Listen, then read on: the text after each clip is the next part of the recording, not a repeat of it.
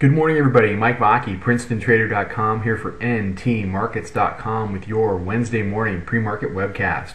Sorry about yesterday. I wasn't able to get a webcast out. I had a complete software meltdown that had to get reloaded and everything. So we are back up and running today, and it killed me because yesterday was such a key day in the markets with the jobs report and everything. But let's run through everything real fast, and we'll see where we are and where we're going. So jobs comes out, and it's enough to demonstrate that the taper is not coming anytime soon.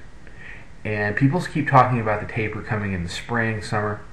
I told my subscribers yesterday, and everybody can say I'm crazy, and I never say anything too outrageous, but I'm going to say this.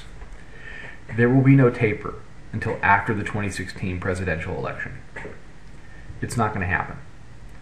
The recession is going to happen on the next guy's watch, and they're committed to this strategy, and the economy is not strong enough to taper. They're going to keep putting it off and putting it off and putting it off. They'll come up with a variety of excuses, but it's something that's never really going to happen, at least not until after the presidential election in 2016.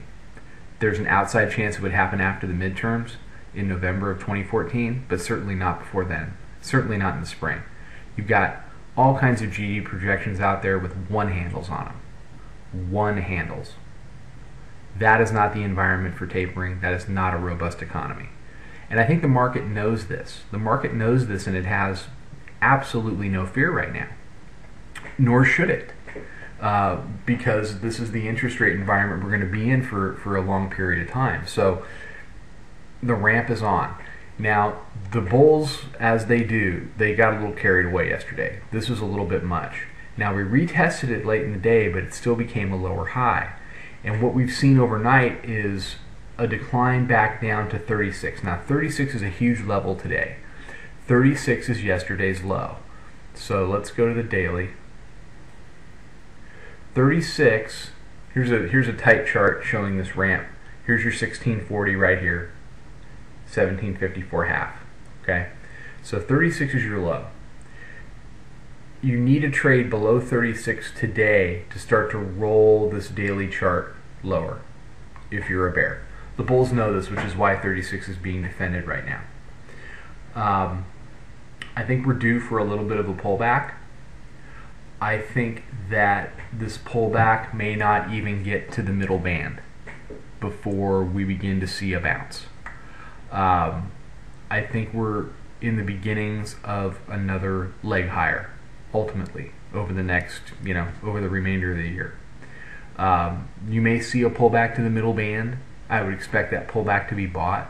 And since we're trading above the middle band, I want to be buying dips. Now, am I short right now? Yes. I just took some off actually down at 38 half. So I'm gonna continue to trade around my short, looking for a reloading pullback. The bulls can't go anywhere from here. They're above the upper band for 1, 2, 3, 4 days. They can't go anywhere from here. The Bollinger Band is going to start to get away from them. So they have to come back down and they have to reload. And when they do that, it'll allow everybody to reload and get back in. What you want to avoid if you're a bear is getting too heavy. And you want to avoid a trade that kind of bounces around this 36 to 34 area.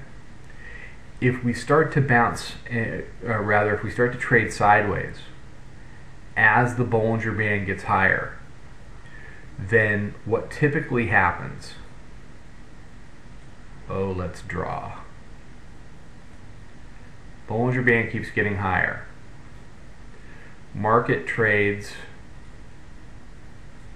sideways.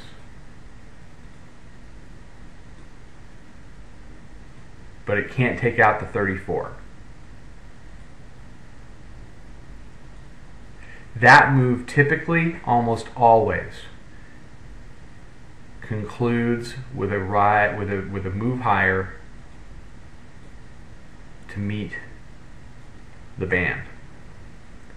So you have to be very concerned about that if you're really loaded up short, which is why when you have a chance to take some profits like this morning, take some profits. Okay? Trade around it. Now, if the bottom falls out, hey, great, awesome. But if it doesn't, then you're still trading around a core short. And I would suggest if the market starts to trade sideways like I've depicted here, you may want to think about either buying some calls to hedge it, or starting to think about getting a little bit long. But if 34 becomes a floor, then why wouldn't you want to be long? If they can't crack 34, then we're going higher. So just be mindful of that. Now, if we break down through 34, it opens up basically the 1717 area. This middle band is going to rise to meet price, and I think you're going to have some kind of a confluence there around 1710 to 1720, depending on where the middle band is. So just a few things to look out for over the next couple of days. So everybody have a fantastic day. Follow us on Twitter at Princeton Trader. Check out the website. Subscribe to the website. Come check out the chat room. Don't trade this stuff by yourself. And I will be back tomorrow morning with another webcast. Trade them well, everybody.